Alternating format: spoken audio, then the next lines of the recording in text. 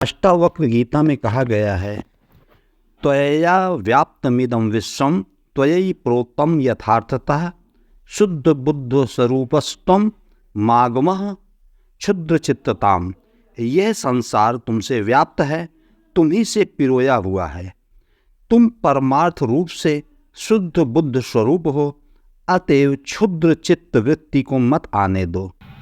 यहाँ पर अष्टावक्र जी का भाव है कि मनुष्य आत्मवत संसार को देखे और इस संसार को हरि में भी देखे, क्योंकि जब सोचने का दृष्टिकोण इस तरह से होगा तो मनुष्य इस संसार की पीड़ा को समझेगा, दूसरों की पीड़ा को समझेगा और सबकी पीड़ाओं को हरने के लिए तत्पर रहेगा।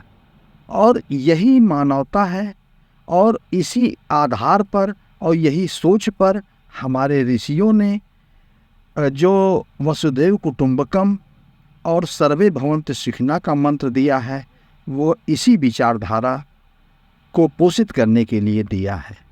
और अगर आज विश्व में कल्याण इसी विचारधारा से हो सकता है और विश्व के कल्याण में ही मनुष्य का कल्याण निहित है, और ये केवल विश्व के कल्याण ही नहीं बल्कि ये मनुष्य के व्यक्तित्व को, उसके दुखों को, उसकी व्यथा को, सबको ये कम करेगी, यही विचारधारा। तो यही विचारधारा लेकर के जो हमारी सनातन संस्कृति है वो अभी तक जो है विश्व शांति का संदेश दे रही है।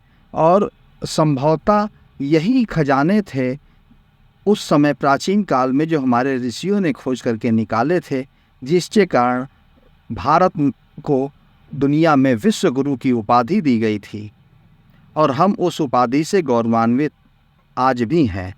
किंतु अब इन्हीं विचारधाराओं को हरिमय संसार और आत्मवत जगत को देख करके हमें जो है अपने संसार को एक नई दिशा देनी है, अपने जीवन को एक नई दिशा देनी है। आज जो विश्व एक युद्ध के मुहाने पे खड़ा है, आज अगर इस विश्व को बचाया जा सकता है तो केवल भारतीय ऋषियों द्वारा खोजी गई इन्हीं विचारधाराओं को पूरे विश्व में फैला करके ही जो है विश्व को बचाया जा सकता है।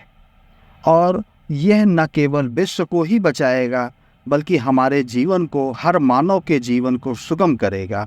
यह प्रकृति को भी संतुलित करेगा, क्योंकि हम जब आत्मवत संसार और हरिमय संसार को की कल्पना से चलेंगे, आगे बढ़ेंगे, तो ऐसी दशा में जो है हम सबसे प्रेम करेंगे, सबका हित संवर्धन करेंगे और सबके हित के लिए जितनी ज़रूरी चीज़ें हैं और जितनी हमारी सामर्थ्य है, हम पूरी सामर्थ्य से उन कार्यों में लगेंगे। तो न तो किसी को दुख होगा, न किसी को संताप होगा और सभी अपने रास्ते पर आगे बढ़ते रहेंगे, अपने प्रगति के पथ पर बढ़ते रहेंगे।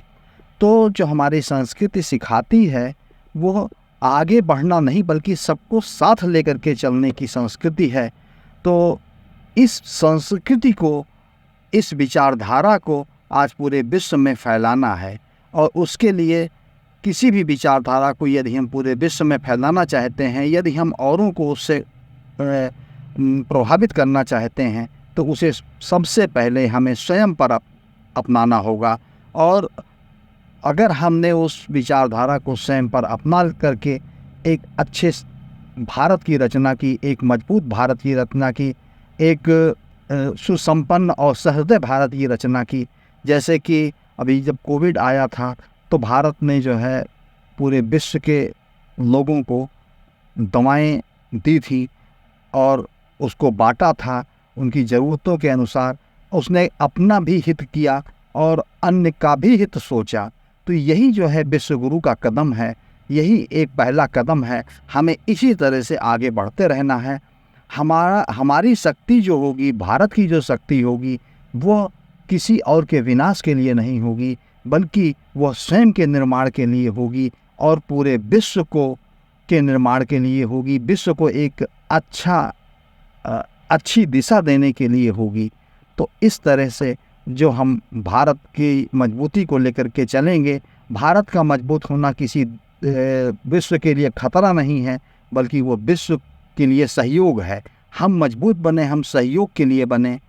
तो ये हमारी ऋषियों की विचारधारा रही है, क्योंकि हमने आत्मवत जगत अपने समान संसार को देखा है और हरिमय संसार को देखा है। तो इस संसार में न हमें किसी से बैर है, न किसी से द्वेष है। हाँ, अगर कोई रोड़ा बनता है मानव शांति में, विश्व शांति में, तो वहाँ पे कठोरता आवश्यक होती है। तो भारत की शक्ति संपूर्ण विश्व के कल्याण के लिए होगी।